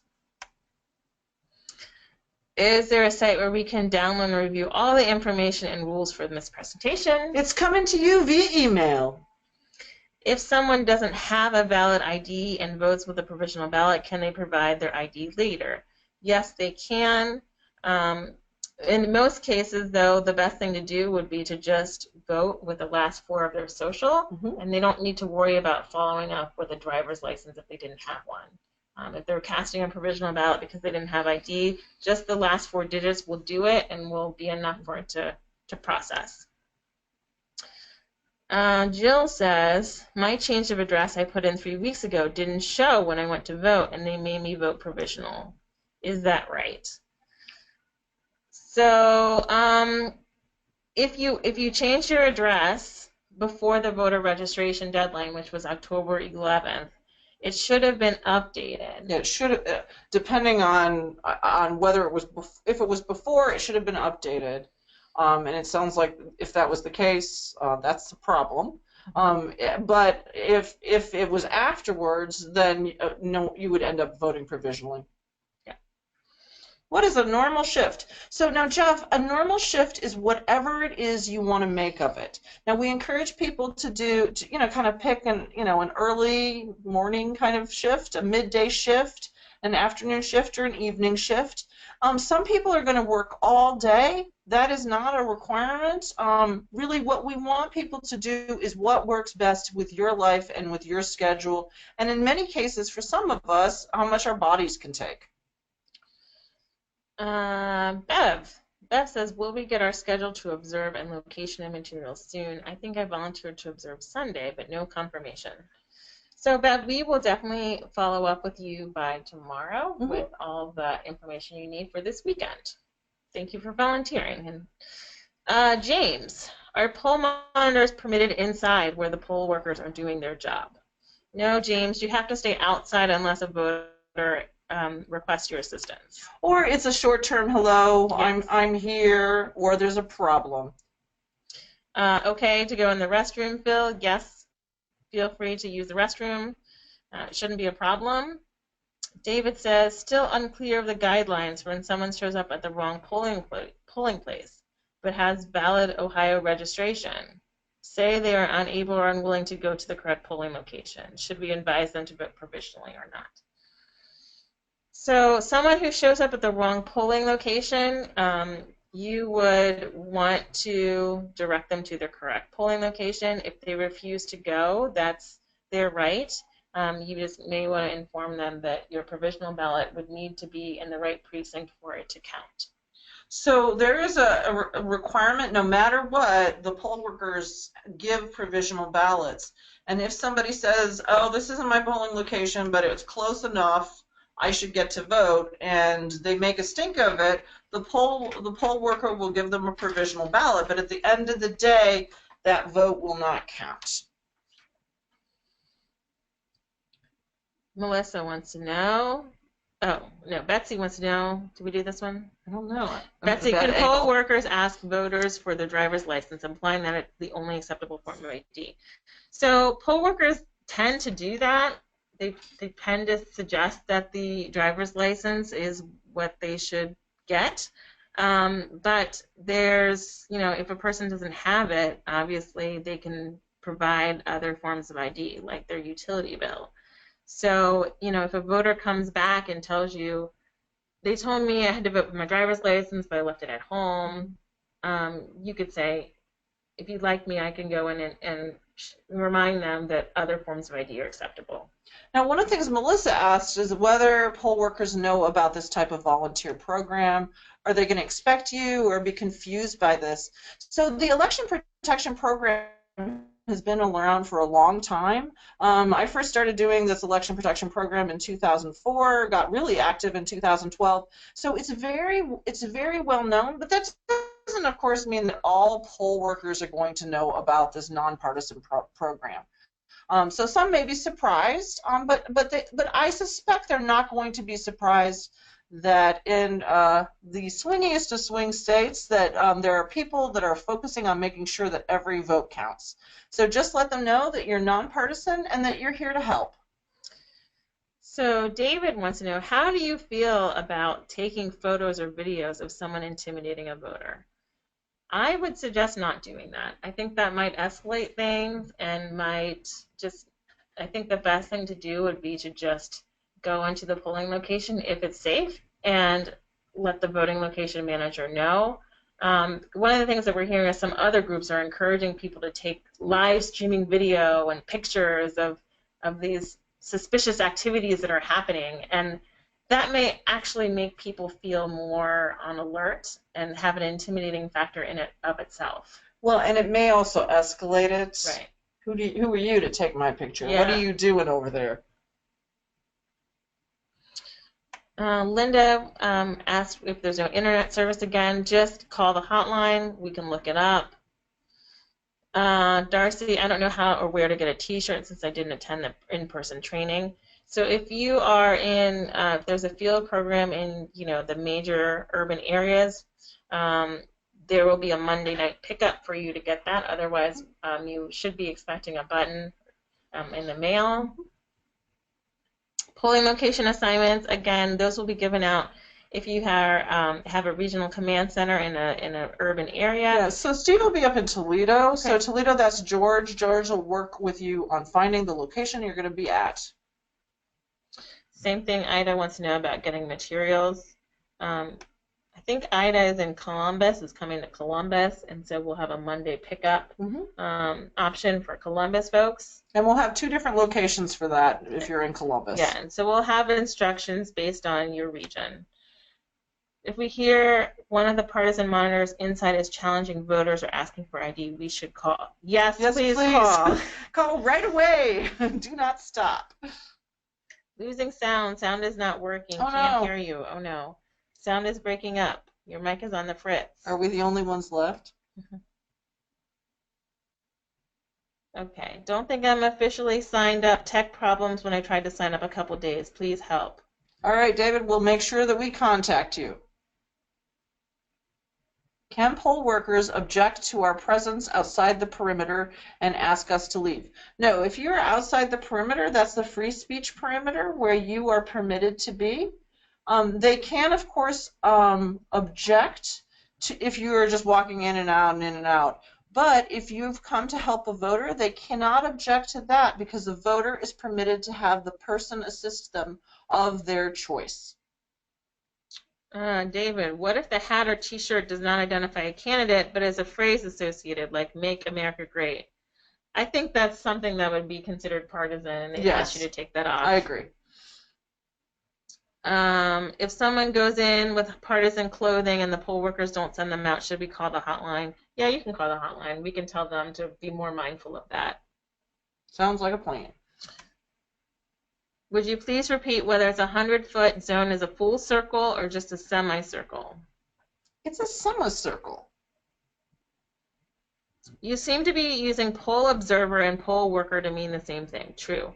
So in my mind, there are 3 different things. The poll workers are the people who are working the elections. They're paid by the Board of Elections to, check in voters, help them vote, etc. A poll observer is someone who's credentialed by a party or a candidate to monitor the elections inside the polling place. They cannot assist voters. And then the poll monitor is who we are talking to now, you guys on the phone, who will be outside of the polling location past the 100-foot marker, helping voters with polling place registration problems. And then the Carter observers, which is where the observer becomes a little confusing, they are there basically paying attention to what is exactly happening and marking everything down. And they're outside too, yes, just where the poll monitors would be. So that's how you could be a poll monitor and observer at the same time, because you're there to either help voters or you're there to observe voters and let us know how the polling places are working, or you're there to do both.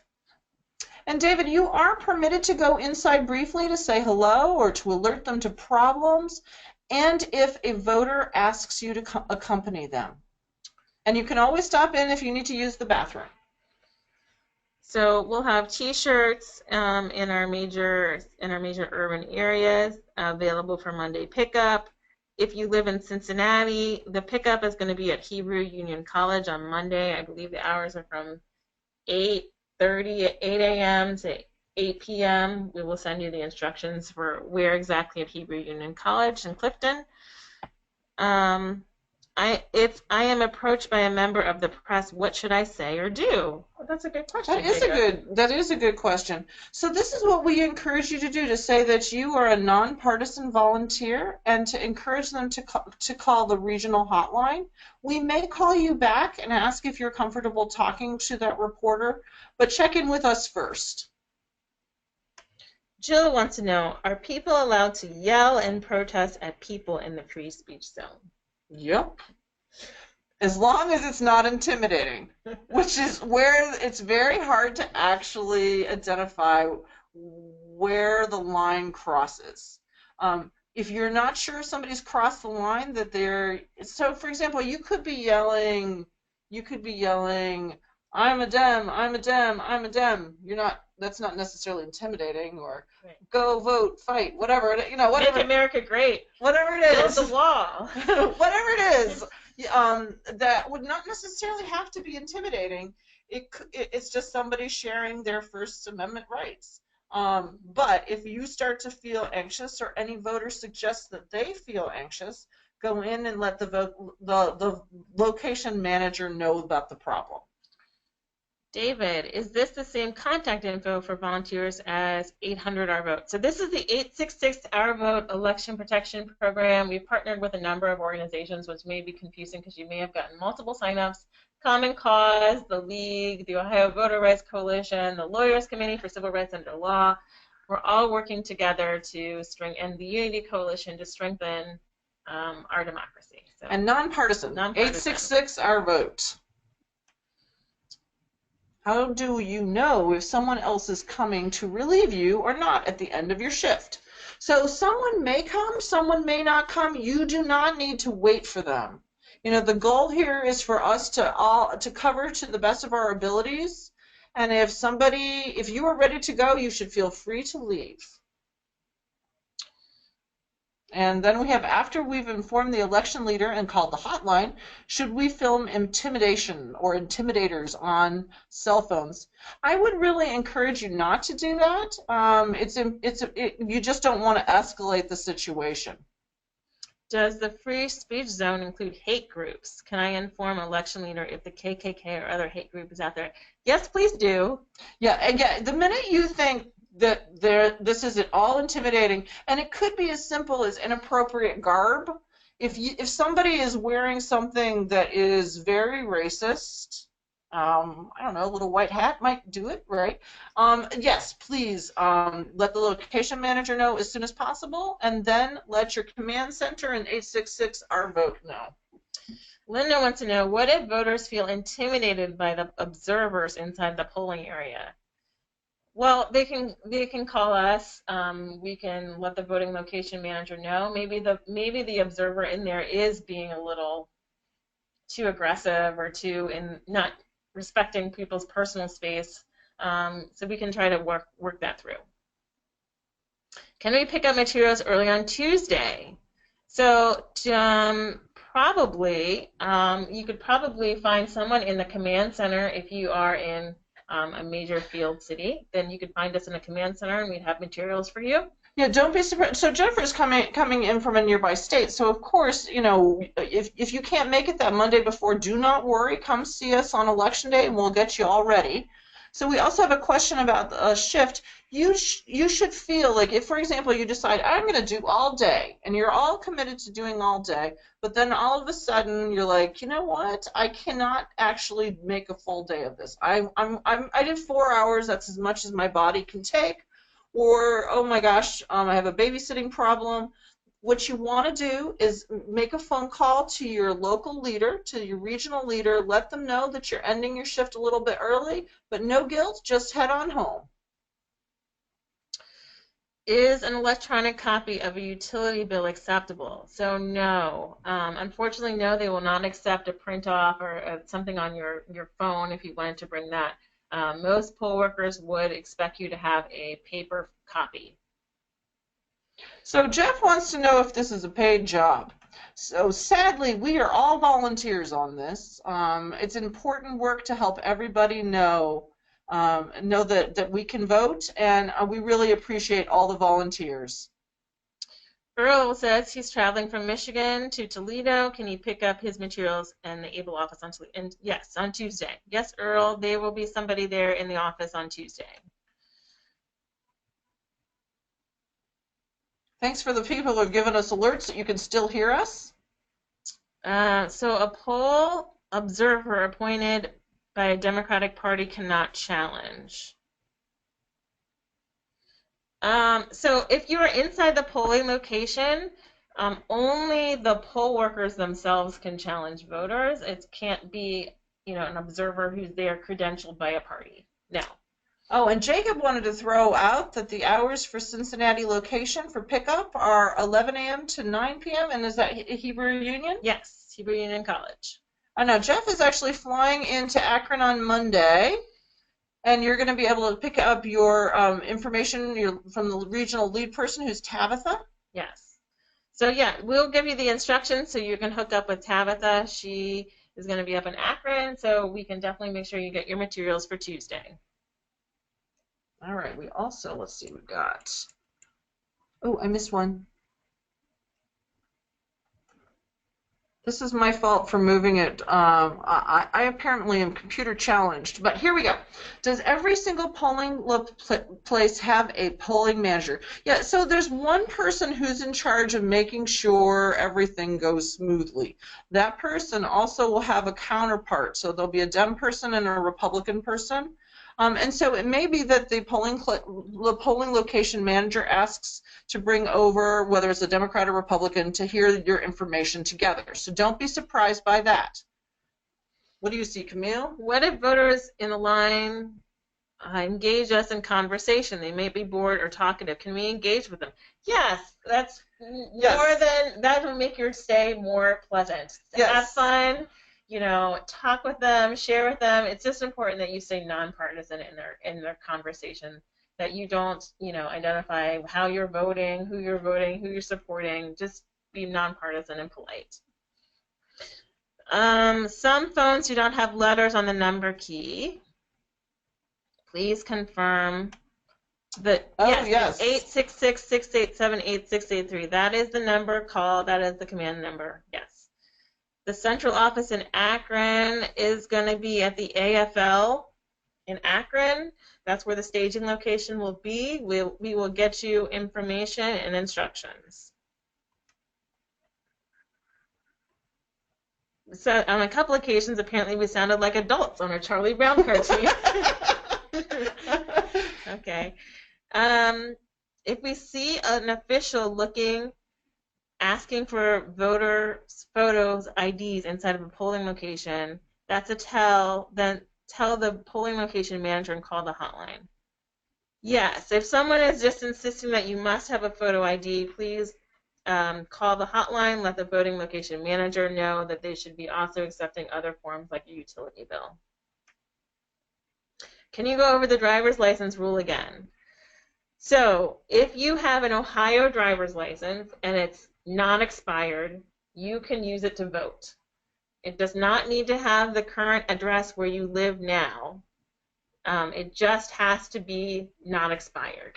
So Camille, for example, she moved a couple years ago and she has not had to update her driver's license. So it actually has her old address. It functions as ID at her new polling location. Mm-hmm.